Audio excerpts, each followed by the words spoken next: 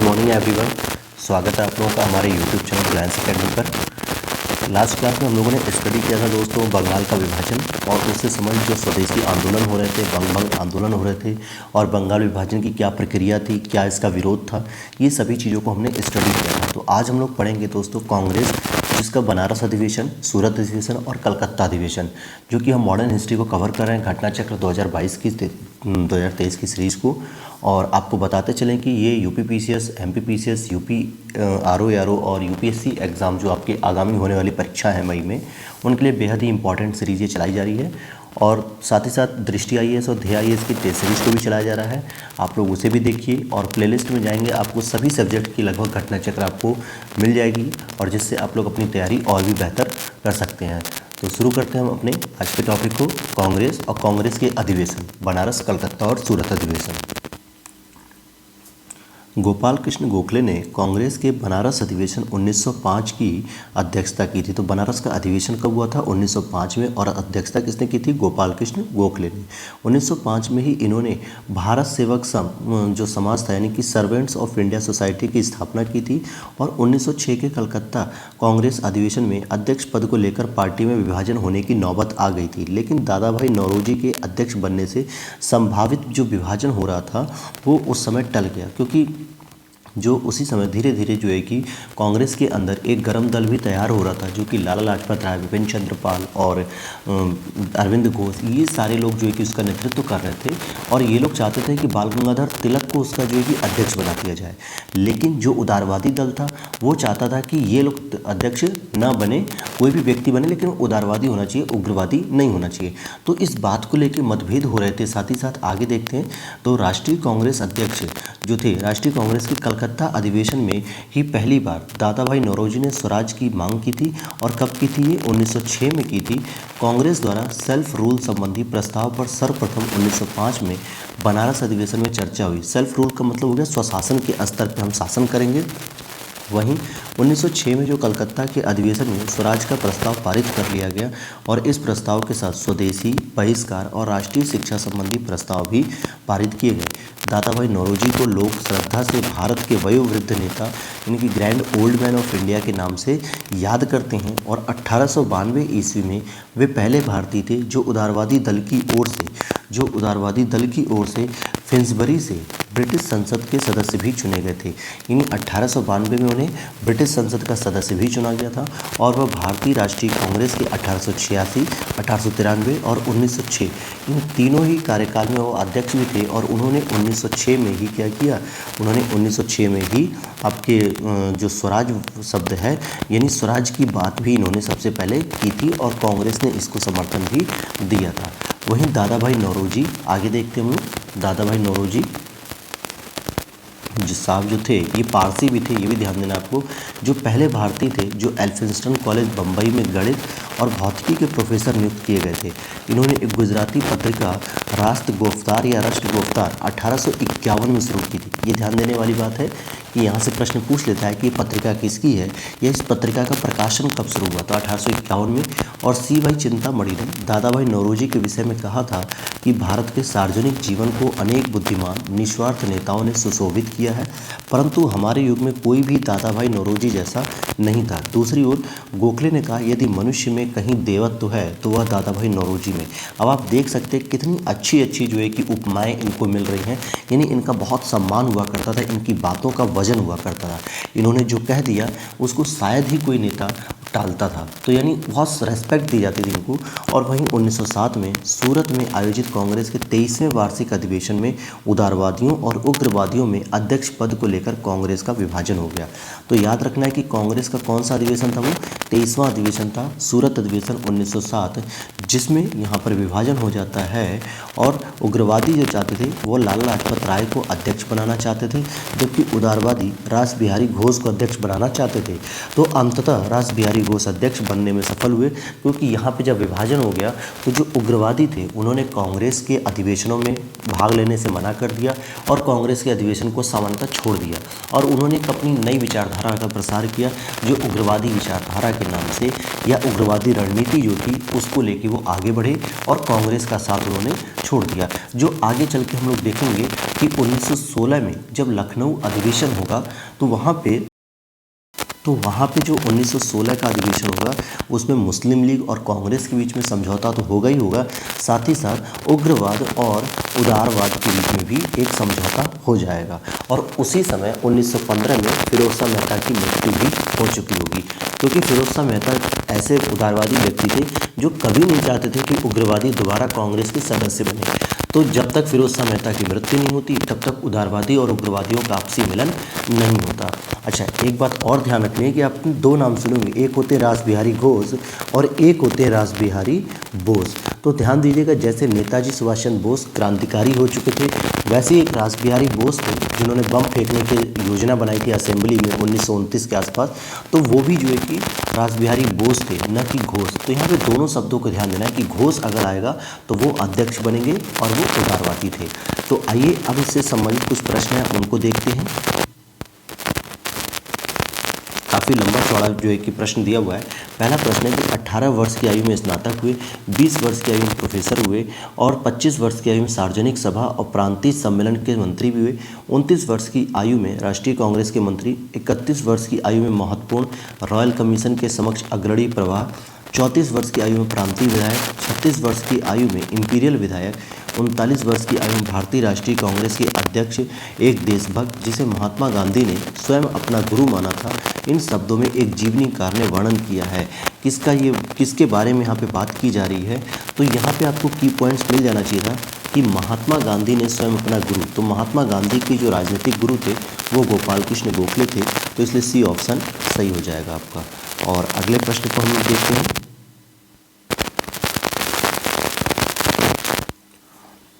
गोपाल कृष्ण गोखले ने कांग्रेस के लिए अधिवेशन में अध्यक्षता की थी, तो 1905 के अधिवेशन में अध्यक्षता की थी और ये जो 1905 का अधिवेशन हुआ था ये बनारस अधिवेशन के नाम से जाना जाता है। क्वेश्चन नंबर 3 है, भारतीय राष्ट्रीय कांग्रेस के 1905 के बनारस अधिवेशन का अध्यक्ष कौन था? तो गोपाल कृष्ण गोखले जी थे, जो कि महात्मा गांधी के राजनीतिक गुरु के रूप में भी जाने जाते हैं। और किस नेता ने 1906 में कलकत्ता कांग्रेस अधिवेशन की अध्यक्षता की थी? तो दादा भाई नौरोजी साहब ने जो है कि इसकी अध्यक्षता की थी और इन्होंने ही इस समय स्वराज को जो है कि अपना मतलब स्वराज की बात रखी थी। यहाँ पे 1906 में ही किसमें रखी गई थी? तो सबसे पहले 1906 में स्वराज की बात की गई थी और यहाँ पे जो स्वराज था वो एक तरीके से सेल्फ रूल के रूप में देखा जाता था, यानी कि स्वशासन के रूप में देखा जाता था। और गोखले साहब ने 1905 में अध्यक्षता की थी। अगले प्रश्न को देख लेते हैं। आइए यहाँ पे थोड़ा सा एक्सप्लेनेशन इसका पढ़ते हैं कि 1906 के कलकत्ता कांग्रेस अधिवेशन में अध्यक्ष पद को लेकर ही पार्टी में विभाजन की नौबत आ गई। दादा भाई नौरोजी के अध्यक्ष बनने से संभावित यह विभाजन उस समय तो टल गया, लेकिन अगली साल 1907 में यह विभाजन नहीं टल सका और विभाजन हो गया। दादा भाई नौरोजी को लगभग सभी राष्ट्रवादी एक सच्चा देशभक्त मानते थे। राजनीतिक विचारों से दादा भाई जो है कि पूर्ण राजभक्त थे। वह समझते थे कि भारत में अंग्रेजी राज्य से बहुत लाभ हुआ है और वह इसे साहचर्य यानी एसोसिएशन के सदा बने रहने में अभिरुचि रखते थे। राष्ट्रीय कांग्रेस के कलकत्ता अधिवेशन में ही पहली बार दादा भाई नौरोजी ने स्वराज की मांग की थी 1906 में। अब यहाँ पे ध्यान देना है कि क्यों इन्होंने कहा कि भारत में अंग्रेजी राज्य से बहुत लाभ हुआ है। तो मैं आपको बता दूं कि भारत में ब्रिटिश रूल नहीं था, अन ब्रिटिश रूल था, क्योंकि ये कहते थे कि इंग्लैंड में भी तो ब्रिटिश की सरकार है, यानी अंग्रेज़ों की सरकार है इंग्लैंड में। वहाँ पे तो लोग जो है कि बहुत अपनी आज़ादी को महसूस कर रहे हैं, स्वतंत्र हैं, अपने अनुसार काम करते हैं, बिजनेस चलाते हैं और अपने विचारों में उदारवाद है, यानी कि मूल रूप से वो स्वतंत्र व्यक्ति हैं। तो जब वही अंग्रेज भारत में शासन कर रहे हैं तो यहाँ पे अन ब्रिटिश रूल क्यों अपना रहे हैं? यहाँ पे क्यों हमारे साथ भेदभाव कर रहे हैं? हमारे साथ क्यों जो है कि शोषण कर रहे हैं? हमें भी ब्रिटिश शासन दीजिए, आप हमें भी विचारों का आदान प्रदान करने की छूट दीजिए, व्यापार करने की छूट दीजिए, मौलिक स्वतंत्रताएं दीजिए, अधिकार दीजिए। जो आप इंग्लैंड में दे रहे हैं लोगों को, वही आप भारत में भी दीजिए। इसीलिए इनका मानना था कि ब्रिटिश सरकार से जो है कि भारत को बहुत लाभ है, लेकिन जो शोषणकारी स्वरूप है ना, उससे बहुत नुकसान है। इसीलिए इन्होंने एक पुस्तक लिखी थी अन ब्रिटिश इन इंडिया। ध्यान दीजिएगा, अन ब्रिटिश इन या un British rule in India. क्यों लिखा यहाँ पे वर्ड? तो ये अन ब्रिटिश का मतलब ही था कि जो ब्रिटिश के शासन के विरोध में था, तो ये इसलिए यह पुस्तक लिखी थी और शायद इसीलिए ये कहते थे कि बहुत लाभकारी शासन है यहाँ पर। तो आप समझ गए होंगे इस बात को। क्वेश्चन नंबर 5 देखते हैं। कांग्रेस ने स्वराज प्रस्ताव की वर्ष 1905 में प्रस्तावित किया था। प्रस्ताव का उद्देश्य क्या था? तो अब आप यहाँ पर देखेंगे कि यहाँ पे अपने लिए संविधान बनाने का अधिकार, परंतु ऐसा नहीं हुआ। स्वशासन सुनिश्चित करना।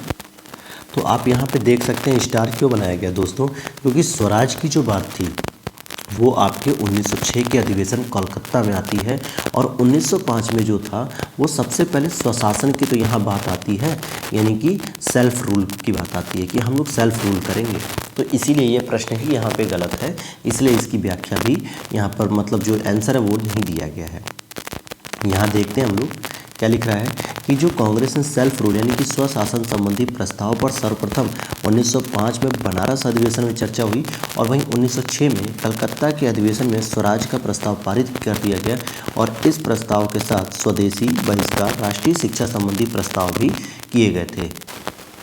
अगला प्रश्न है, स्वराज को बतौर राष्ट्रीय मांग के रूप में सर्वप्रथम रखा गया था। दादा भाई नौरोजी जी के द्वारा 1906 में रखा गया था, कलकत्ता अधिवेशन जब हो रहा था। और अगला प्रश्न है, कांग्रेस के मंच से भारतीय राष्ट्रीय कांग्रेस के किस अधिवेशन में पहली बार स्वराज शब्द का व्यक्त किया गया स्वराज शब्द को? तो कलकत्ता अधिवेशन 1906। अच्छा, जो सूरत अधिवेशन था इसकी अध्यक्षता किसने की थी? मैंने अभी बताया था रास बिहारी बोस ने की थी या घोष ने। तो यहाँ पे ये ध्यान देने वाली बात है कि रास बिहारी घोष ने। और जो कलकत्ता बनारस अधिवेशन 1905 था ये कौन कर रहा था? जी.के. गोखले साहब कर रहे थे, गोपाल कृष्ण गोखले साहब। तो इस प्रश्न का उत्तर क्या हो जाएगा? बी ऑप्शन हो जाएगा, कलकत्ता अधिवेशन। आपको अधिवेशन के जो अध्यक्ष हैं वो भी याद होने चाहिए क्योंकि ये प्रश्न पूछे जाते हैं कई बार। स्वराज शब्द का प्रयोग सर्वप्रथम किसने किया था? बाल गंगाधर तिलक ने, लाला लाजपत राय ने या एस.सी. बोस ने या महात्मा गांधी ने? तो ए ऑप्शन सही हो जाएगा, बाल गंगाधर तिलक ने सबसे पहले जो है कि स्वराज शब्द का प्रयोग किया था। कैसे प्रयोग किया था? तो यहाँ देख लेते हैं।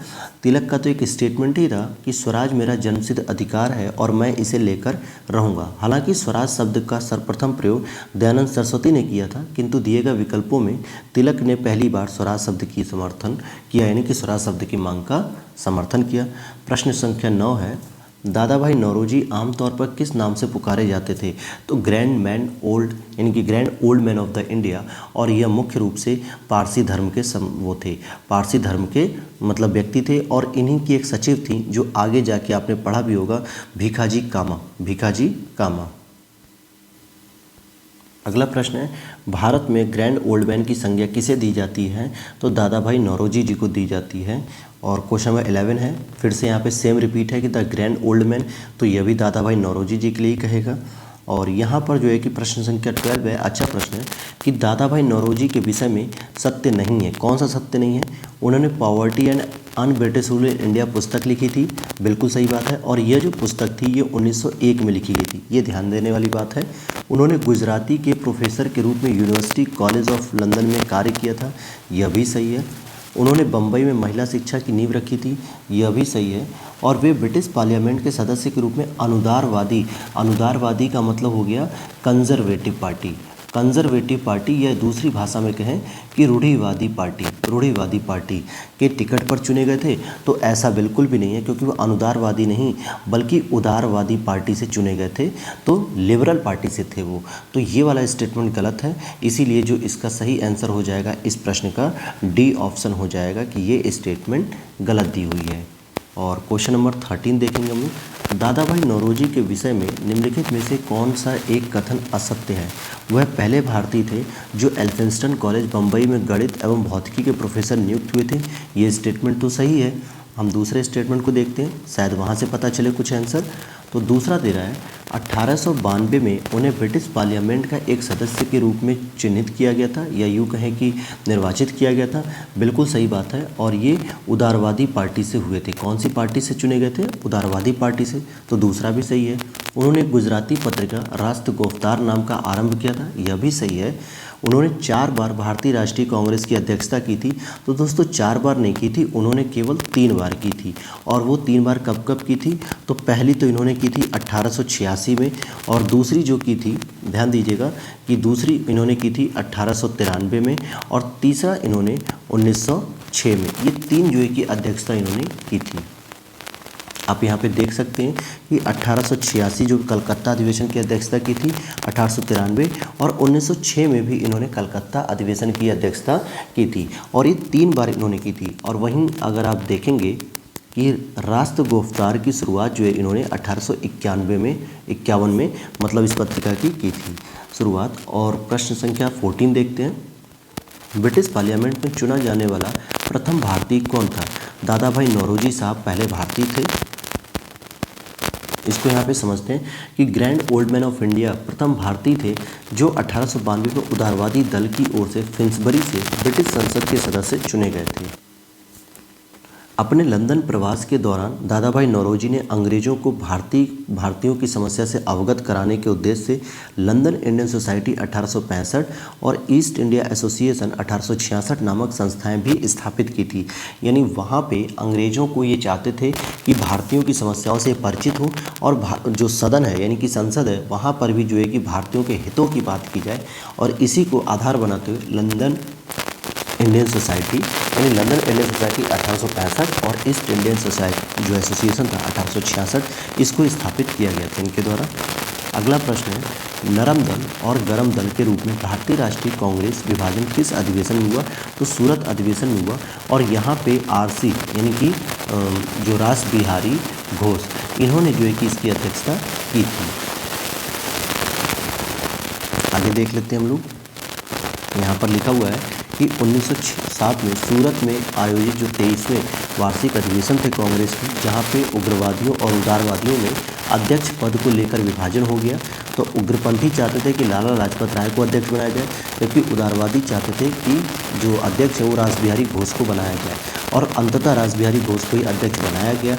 और साथ ही साथ सम्मेलन में उग्रवादियों द्वारा 1906 में पास करवाए गए प्रस्ताव स्वदेशी बहिष्कार, राष्ट्रीय शिक्षा, स्वशासन के प्रयोग को लेकर विवाद और गहरा हो गया, और अंततः दोनों पक्षों में खुले संघर्ष के बाद कांग्रेस में पहला विभाजन हो जाता। तो ये पहली बार था जब कांग्रेस का विभाजन हुआ, और भारतीय जो एकता थी यानी राष्ट्रीय आंदोलन की, वो कहीं ना कहीं प्रभावित हुई। और क्वेश्चन नंबर 16 देखते हैं। भारतीय कांग्रेस कहाँ पर उदारवादियों एवं उग्रवादियों 2 भागों में विभाजित हो गई? तो सूरत अधिवेशन 1907 में विभाजित हो गई थी। अगले प्रश्न को देखते हैं। 1907 के भारतीय राष्ट्रीय कांग्रेस के सूरत के वार्षिक अधिवेशन के अध्यक्ष कौन थे? तो आरबी घोष यानी कि रास बिहारी घोष, ये जो है कि यहाँ पे अध्यक्ष थे। अच्छा, तिलक साहब जो है कि कभी अध्यक्ष नहीं बन पाए थे दोस्तों, ये ध्यान देने वाली बात है कि तिलक साहब कभी भी अध्यक्ष नहीं बने। क्वेश्चन नंबर 18 है, भारतीय राष्ट्रीय कांग्रेस के वर्ष 1906 में विख्यात कलकत्ता अधिवेशन में जो 4 संकल्प पारित किए गए थे, सूरत में 1907 में हुए कांग्रेस के अगले अधिवेशन में इन चारों संकल्पों को स्वीकार करने और उन्हें अस्वीकृत करने के प्रश्न पे कांग्रेस में विभाजन हो गया था। निम्नलिखित में से कौन सा एक संकल्प इन चारों संकल्पों में से नहीं था? तो आप देखेंगे कि राष्ट्रीय शिक्षा भी थी, बहिष्कार भी था, स्वदेशी भी था, लेकिन बंगाल के विभाजन को रद्द करना तो ऑलरेडी इसके लिए आंदोलन चलाया जा रहा था, इसके लिए कोई प्रस्ताव या संकल्प पारित नहीं किया गया था। तो ए ऑप्शन सही हो जाएगा। क्वेश्चन नंबर 19 है, 20वीं सदी के प्रारंभिक वर्षों में कांग्रेस में विभाजन की प्रक्रिया शुरू हुई थी। तो ध्यान देने वाली बात है कि कांग्रेस आंदोलन की रणनीतियों पे बिल्कुल उदारवादियों की रणनीति और उग्रवादियों की रणनीतियाँ अलग अलग थी, दोनों के उद्देश्य भी अलग अलग थे और लोगों की भागीदारी भी अलग अलग थी। और इसीलिए हम कह सकते हैं कि उपयुक्त सभी कारणों से जो है कि कांग्रेस के विभाजन की प्रक्रिया शुरू होती है, और जो 1907 में क्या होती है, शुरू भी क्या हो ही जाता है विभाजन एक तरीके से। यहाँ पर देख लेते हैं हम लोग इसके बारे में कि 20वीं सदी के प्रारंभिक वर्षों में कांग्रेस के विभाजन का एक प्रमुख कारण नरमपंथियों का अपने रणनीति, उद्देश्यों और आम जनता को अपने साथ रख पाने में असफल होना था। नरमपंथियों ने आम जनता के बीच काम नहीं किया। नरमपंथी राजनीतिक घटनाओं के अनुरूप अपनी रणनीति में फेरबदल नहीं कर पाते थे। वे यह महसूस न कर सके कि उनकी उपलब्धियों ने ही उनकी राजनीति को अव्यवहारिक बना दिया है, जो है कि ठीक है।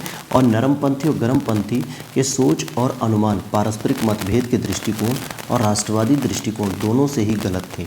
नरमपंथी यह समझ नहीं पाए कि सरकार नरमपंथियों के भय के कारण ही उनसे बातचीत कर रही है। गर्मपंथी यह नहीं समझ पाए कि उनके संघर्ष में नरमपंथी उनके लिए कवच का काम कर सकते हैं और फलस्वरूप 1907 में सूरत अधिवेशन में कांग्रेस का विभाजन हो जाता है अध्यक्ष पद को भी लेकर। और यहाँ पर दे रहा है अगला प्रश्न है, भारतीय राष्ट्रीय कांग्रेस में सूरत की फूट हुई तो 1907 में सूरत की फूट हो गई थी। और अगले प्रश्न को अगर हम देखते हैं, भारतीय राष्ट्रीय कांग्रेस का प्रथम विभाजन कब हुआ था, तो 1907 में पहला विभाजन हुआ था। और दोस्तों 1911 में बंगाल विभाजन को रद्द किया गया था, बंगाल विभाजन को रद्द किया गया था। और हमने कल लास्ट क्लास में इसके बारे में डिस्कस किया है, तो आप लोग कमेंट बॉक्स में आज बताएंगे कि उस समय ब्रिटेन के कौन सी महारानी और कौन से राजा का भारत में आगमन हुआ था। क्वेश्चन नंबर 22 है, सूरत विभाजन का नेतृत्व किसने किया था, तो तिलक ने किया था। किसने किया था, तिलक साहब ने किया था। अगला प्रश्न है 23वां, वर्ष 1907 में सूरत में भारतीय राष्ट्रीय कांग्रेस के विभाजन का मुख्य कारण क्या था। लॉर्ड मिंटो द्वारा भारतीय राजनीति में सांप्रदायिकता का प्रवेश कराना, ये तो था ही नहीं क्योंकि लॉर्ड मिंटो तो 1909 में शुरू कर रहे हैं अपने अधिवेशन मतलब अपने नियम को, तो ये गलत है। अंग्रेजी सरकार के साथ नरमपंथियों की वार्ता करने की क्षमता के बारे में चरमपंथियों में विश्वास का अभाव था। बिल्कुल इन्हें लगता था कि ये जो अंग्रेज़ों से जो डीलिंग कर रहे हैं वो शायद भारतीयों के हित में नहीं है, इसीलिए जो है कि इनका विश्वास बिल्कुल ही नहीं रह गया था नरमपंथियों के रूप में। तो बी ऑप्शन सही हो जाएगा। अब हमारा अगला चैप्टर आ रहा है दोस्तों, मुस्लिम लीग का गठन 1906, और इसको भी आज ही हम लोग पढ़ेंगे क्योंकि अभी तो क्लास बहुत ज़्यादा नहीं हुई है, तो लगभग हम लोग 40 से 45 मिनट कवर करेंगे जिससे आपका ज़्यादा से ज़्यादा टॉपिक कवर हो। तो चलिए शुरू करते हैं हम लोग मुस्लिम लीग। तो अब हम लोग पढ़ेंगे मुस्लिम लीग, और आइए पढ़ते हैं। अक्टूबर 1906 में आगा खां के नेतृत्व में मुस्लिमों के शिमला प्रतिनिधि मंडल ने एक ऐसी केंद्रीय मुस्लिम सभा बनाने का विचार किया जिसका उद्देश्य मुसलमानों के हितों का संरक्षण हो। इसी विचारण के अनुरूप ढाका में संपन्न अखिल भारतीय मुस्लिम शैक्षिक सम्मेलन के दौरान दिसंबर, ध्यान देना कि जो सम्मेलन हुआ था वो शैक्षिक सम्मेलन हुआ था, और दूसरी बात ये कौन सा मंडल था, शिमला प्रतिनिधि मंडल था। तो उसी दौरान जो है कि दिसंबर 1906 में, कब, दिसंबर 1906 में इस सम्मेलन के स्वागत समिति के अध्यक्ष तथा राजनीतिक बैठक के संयोजक ढाका के नवाब सलीमुल्लाह खान ने अखिल भारतीय मुस्लिम लीग के गठन का प्रस्ताव किया था। तो प्रस्ताव जो है कि सलीमुल्लाह खान ने किया था, और वकार उल मुल्क इसके अध्यक्ष थे। 56 सदस्यीय इस अस्थायी समिति का चयन किया गया और मोहसिन उल मुल्क और वकार उल मुल्क को संयुक्त रूप से संगठन का सचिव नियुक्त किया गया। वहीं लखनऊ में मुस्लिम लीग का मुख्यालय बनाया गया। तो कहाँ पे मुख्यालय बनाया गया, लखनऊ में जो है कि इसका मुख्यालय बनाया गया। और आगा खां मुस्लिम लीग के प्रथम अध्यक्ष बनाए गए। कौन बनाए गए, आगा खां। इस संगठन के 3 उद्देश्य थे। पहला, ब्रिटिश सरकार के प्रति मुसलमानों में निष्ठा बढ़ाना, यानी कि वो ब्रिटिश सरकार से जो है कि अपना संबंध अच्छा रखें। दूसरा, लीग के अन्य उद्देश्यों को बिना दुष्प्रभावित किए अन्य संप्रदायों के प्रति कटुता की भावना को बढ़ने से रोकना, यानी कि दूसरे धर्मों या दूसरे संप्रदाय के खिलाफ जो है कि आपको अपना सौहार्द बनाए रखना है, कटुता नहीं बढ़ानी है। तीसरा था मुसलमानों के राजनीतिक अधिकारों की रक्षा करना और उनका विस्तार करना।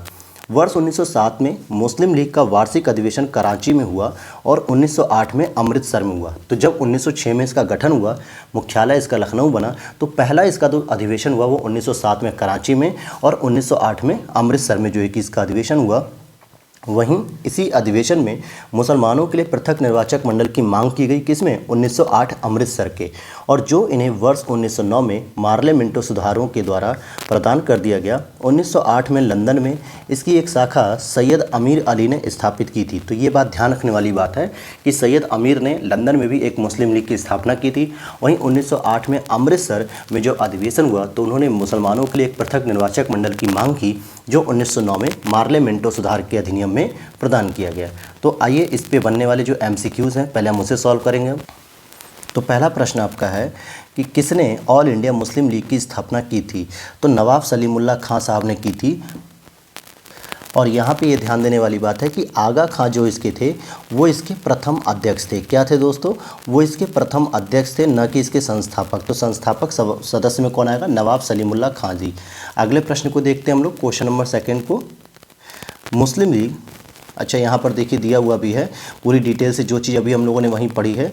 और इसमें यहाँ पे देख सकते हैं कि अगर पूछा जाए, दो या दो से अधिक जो कि कोई 3 नाम रहते हैं, तो संस्थापक के रूप में जो चयन का वरीयता क्रम होगा, तो सबसे पहले आपको संस्थापक सलीमुल्लाह खां बताना है। अगर उनका ऑप्शन नहीं दिया तो आगा खां बताइए, अगर वो भी नहीं दिया है तो मोहसिन उल मुल्क बता दीजिए। और इस प्रश्न में क्या था कि आगा खां और सलीमुल्लाह खां दोनों के ही नाम दिए गए थे, तो सलीमुल्लाह खां को पहली वरीयता दी गई थी। दूसरा प्रश्न है, मुस्लिम लीग के संस्थापक थे, कौन थे?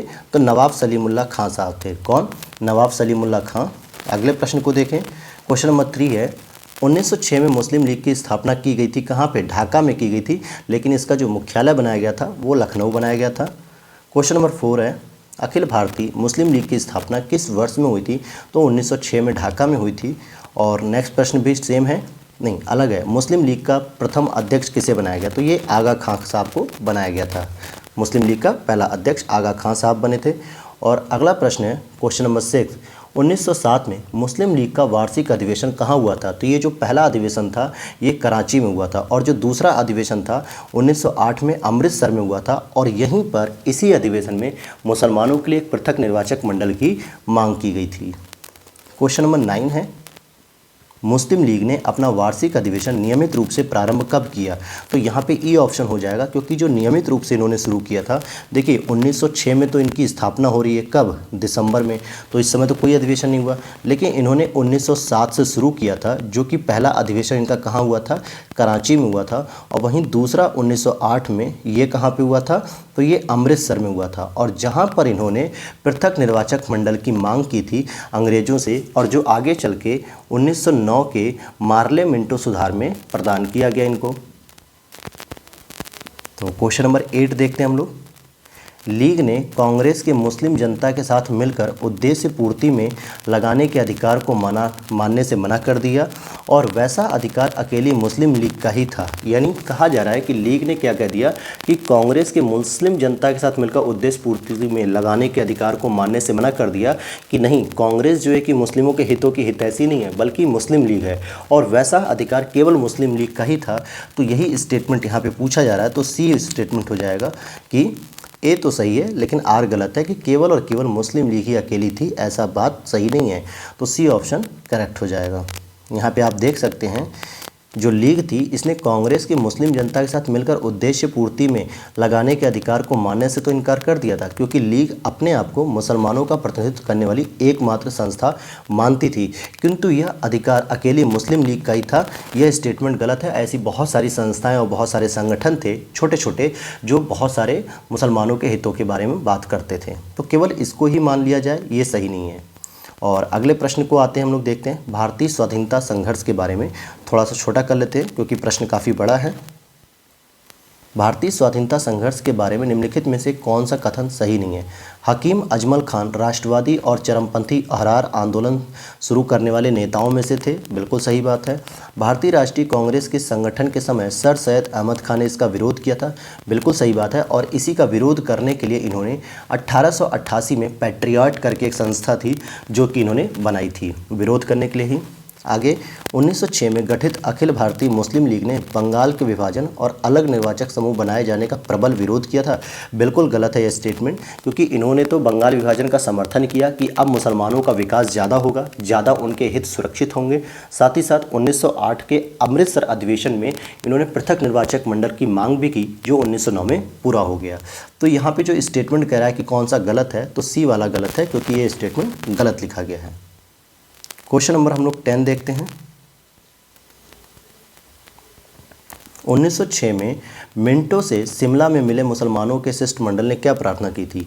कि मुसलमानों के लिए एक पृथक निर्वाचक वर्ग स्थापित किया जाए। तो ए ऑप्शन यहाँ पर सही हो जाएगा। अब यहाँ पर देखते हैं, 1 अक्टूबर 1906 को आगा खां के नेतृत्व में मुसलमानों का एक शिष्टमंडल तत्कालीन वायसराय लॉर्ड मिंटो से शिमला मिलने आया था। शिष्टमंडल ने प्रांतीय, केंद्रीय, स्थानीय निकायों में निर्वाचन हेतु मुसलमानों के लिए विशिष्ट स्थिति की मांग की, और इस मांग के जवाब में मिंटो ने मुसलमानों को आश्वासन देते हुए कहा उसने राजनीतिक अधिकारों और हितों की भारत में रक्षा की जाएगी, मतलब कि मुसलमानों के हितों की रक्षा की जाएगी, आप इससे परेशान न होइए। और अगला प्रश्न था 11 नंबर, सन 1908 में अखिल भारतीय मुस्लिम लीग की एक लंदन शाखा स्थापित की गई थी, किसकी अध्यक्षता में की गई थी? ये अच्छा प्रश्न है और आईएएस प्रीलिम्स में यह प्रश्न पूछा गया है, तो ये इसका सही जवाब हो जाएगा। अमीर अली की अध्यक्षता में एक इसकी शाखा लंदन में स्थापित की गई थी। वैसे तो मुस्लिम लीग का मुख्यालय लखनऊ में था, अन्य कई स्थानों पर भी इसकी शाखाएं स्थापित की गई थी। वहीं 1908 में लंदन में भी इसकी स्थापना सैयद अमीर अली के द्वारा की गई थी। अगला प्रश्न है, मुसलमान यदि खुश और संतुष्ट है तो भारत में ब्रिटिश शक्ति का महत्तम बचाव होगा। यानी कि अगर मुसलमान खुश और संतुष्ट है तो जाहिर सी बात है कि ब्रिटिश शक्ति को बचाने का कोई प्रयास नहीं किया जाएगा, ऐसा W हंटर साहब ने स्टेटमेंट दिया था। और अब अगला चैप्टर आता है हमारा मार्ले मिंटो सुधार, जिसको अभी हम पढ़ेंगे, इसी क्लास में ही हम पढ़ेंगे दोस्तों, ताकि जल्दी से जल्दी टॉपिक को कवर किया जाए और ख़त्म की जाए घटना चक्र की मॉडर्न हिस्ट्री। और अब जल्दी आपकी मैम एंशिएंट हिस्ट्री को लेकर स्टार्ट करने वाली है। एनवायरनमेंट की लगभग ज़्यादा क्लासेस नहीं है, तो उसके साथ वो एंशिएंट हिस्ट्री भी शुरू करेंगी। तो शुरू करते हैं हम आज के इस टॉपिक को फिर से, मार्ले मिंटो सुधार। तो क्या पढ़ेंगे हम लोग? मार्ले मिंटो सुधार। चलिए शुरू करते हैं हम लोग। वर्ष 1905 में लॉर्ड कर्जन के स्थान पे लॉर्ड मिंटो को भारत का वायसराय नियुक्त किया गया था और साथ ही साथ जॉन मार्ले को क्या किया था? भारत सचिव। अब आपको यहाँ पे ध्यान देना है कि जो पहला शब्द होता है वो भारत सचिव का होता है, दूसरा शब्द जो वायसराय का होता है। अगर आप आगे 1919 का मॉन्टेग्यू चेम्सफोर्ड सुधार पढ़ेंगे तो वहाँ पे क्या है, मॉन्टेग्यू क्या थे यहाँ पे? भारत के वायसराय नहीं बल्कि भारत के सचिव कहलाएंगे, और चेम्सफोर्ड भारत के वायसराय। तो जो दूसरा नाम आता है वो सामान्यतः अधीनस्थ होता है, यानी कि छोटा अधिकारी होता है। तो भारत का वायसराय जो है कि भारत सचिव से छोटा अधिकारी था।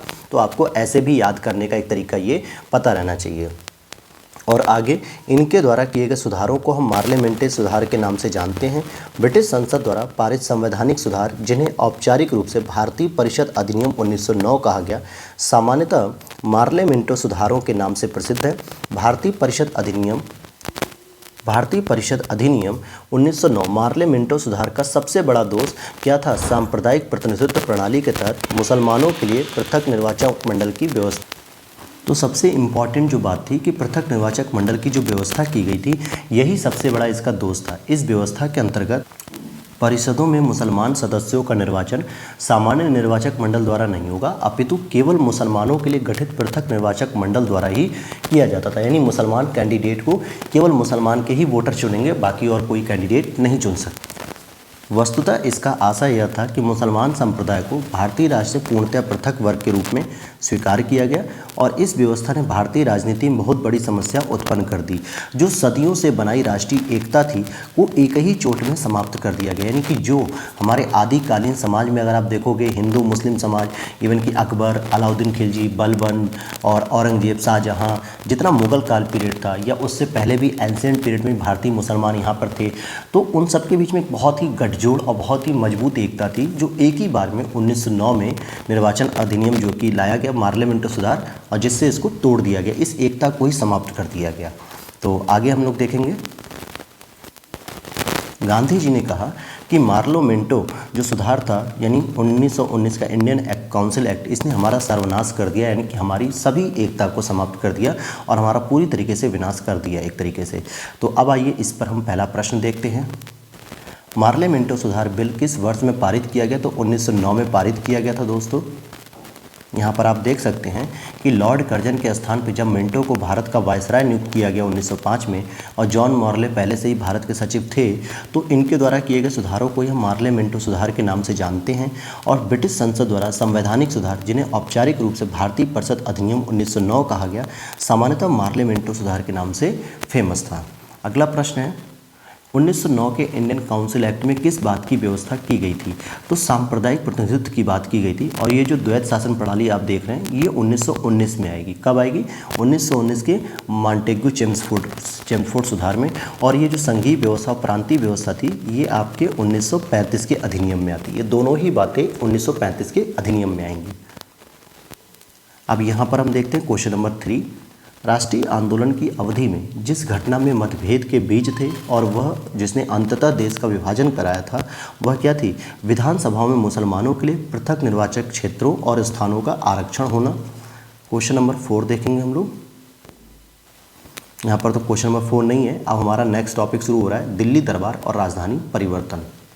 तो आइए यहाँ पर भी हम इसको पढ़ लेते हैं। इसके 5 से 6 क्वेश्चन है, इसको पढ़ के तब हम लोग क्लास को कंप्लीट करते हैं। तो दिल्ली दरबार और राजधानी परिवर्तन। ब्रिटिश काल में दिल्ली के पहले भारत की राजधानी कहाँ थी? तो ब्रिटिश काल में दिल्ली के पहले राजधानी कलकत्ता स्थापित थी और कलकत्ता से इसको 1911 में ही कैंसिल करके कहाँ लाया गया? दिल्ली ला दिया गया, दिल्ली स्थानांतरित कर दिया गया था। पढ़ते हैं यहाँ पे। ब्रिटिश काल में दिल्ली से पहले भारत की राजधानी कलकत्ता थी। जब ब्रिटेन के राजा जॉर्ज पंचम भारत का आगमन कर रहे थे, यानी भारत आ रहे थे 12 दिसंबर 1911 के समय ही बंगाल विभाजन को रद्द कर दिया गया और भारत की राजधानी कलकत्ता से दिल्ली स्थानांतरित करने की घोषणा की गई। लॉर्ड हार्डिंग द्वितीय के कार्यकाल में यह कलकत्ता से दिल्ली स्थानांतरित हुई और 1912 में दिल्ली राजधानी बनाई गई। तो यहाँ पर ध्यान देना है कि लॉर्ड हार्डिंग का नाम इम्पॉर्टेंट है, क्योंकि पूछा जाता है कि दिल्ली का जो स्थानांतरण हुआ यानी कि राजधानी का कलकत्ता से, तो उस समय भारत का वायसराय कौन था? तो लॉर्ड हार्डिंग थे उस समय। अगले प्रश्न को देखते हैं। 1912 में जब राजधानी कलकत्ता से दिल्ली आई तो उस समय भारत का वायसराय कौन था? देखिए यही प्रश्न मैं अभी बता रहा था और ये प्रश्न 2 बार पूछा जा चुका है। तो डी ऑप्शन हो जाएगा लॉर्ड हार्डिंग, लॉर्ड हार्डिंग हो जाएंगे। अगले प्रश्न को देखते हैं। दिल्ली भारत की राजधानी कब बनी? तो 1911 में दिल्ली भारत की राजधानी बनाई गई थी। अब यहाँ पर देखेंगे कि यदि विकल्प में 1911 एवं 1912 दोनों ही वर्ष दिए जाएँ तो इस संदर्भ में हमेशा आपको 1912 का उत्तर मान्य करना है। लेकिन अगर ऑप्शन में 1912 दिया ही नहीं है, 1911 दिया है, तो आपको 1911 मानना है। अगला प्रश्न है, किस वर्ष भारत की राजधानी कलकत्ता से दिल्ली स्थानांतरित की गई थी? तो 1912। अगला देखिए फिर से वही प्रश्न रिपीट है कि किस वर्ष भारत की राजधानी कलकत्ता से दिल्ली आई थी? तो ये वही चीज़ है कि 1911 में जो है कि शिफ्ट की गई थी। तो आपको अगर 1911 ऑप्शन मिलता तो इसको मारिएगा, अगर 1911 और 1912 दोनों ही देता है तो आपको 1912 ही लगाना है। तो सही आंसर हो जाएगा 1912। तो आइए इसके आंसर को देखते हैं आगे। देखिए 1911 दिया डी आंसर। अगला प्रश्न है, दिल्ली में उनके राजकीय प्रवेश के अवसर पर बम फेंका गया था, किसके द्वारा? तो लॉर्ड हार्डिंग पर जो है कि बम फेंका गया था और यह किसने फेंका था ये हमें पढ़ना है। यहाँ पर अगर आप देखेंगे तो लॉर्ड हार्डिंग इस विभ्रम के प्रभाव स्वरूप संतुष्टिकरण विषयक कार्य कर रहा था। इनके द्वारा क्रांतिकारी आंदोलन को सफलतापूर्वक दबाया जा सकता है, परंतु शीघ्र ही उस समय उसका मोह भंग हो गया जब 23 दिसंबर 1912 को दिल्ली में राजधानी स्थानांतरण के औपचारिक समारोह के अवसर पर वह जुलूस के रूप में दिल्ली में प्रवेश कर रहा था कि उस पर चांदनी चौक में बम फेंक दिया गया। तो वो जो है कि बम फेंका गया। और ध्यान देने वाली बात है कि कौन से क्रांतिकारी थे जो हार्डिंग बम कांड में शामिल नहीं था? तो भगवती चरण वोहरा नहीं थे, बाकी अवध बिहारी, मास्टर अमीचंद और भाई बाल मुकुंद, ये तीनों ही लोग इसमें शामिल थे, लेकिन भगवती चरण वोहरा इसमें शामिल नहीं थे। और अब हम देखते हैं प्रश्न संख्या 8। ब्रिटिश शासन के दौरान बिहार को एक अलग प्रांत का दर्जा प्राप्त हुआ कब? 1912 में, जब बिहार को जो है कि पश्चिम बंगाल से अलग किया गया और उड़ीसा और बिहार को एक साथ अलग कर दिया गया 1912 में। तो यहाँ पढ़ते हैं हम लोग कि 1911 में जब जॉर्ज पंचम महारानी मैरी भारत आए थे तो उसी समय दिल्ली दरबार में ही सम्राट ने बंगाल विभाजन को रद्द कर दिया और साथ ही बिहार और उड़ीसा को बंगाल से अलग कर दिया और वर्ष 1912 से यह लागू हो गया। 1 अप्रैल 1936 को उड़ीसा भी बिहार से अलग कर दिया गया। और अब हमारा अगला टॉपिक है दोस्तों कांग्रेस का लखनऊ अधिवेशन, जिसको हम लोग नेक्स्ट क्लास में देखेंगे। तो नेक्स्ट क्लास में मिलते हैं। Thanks for watching.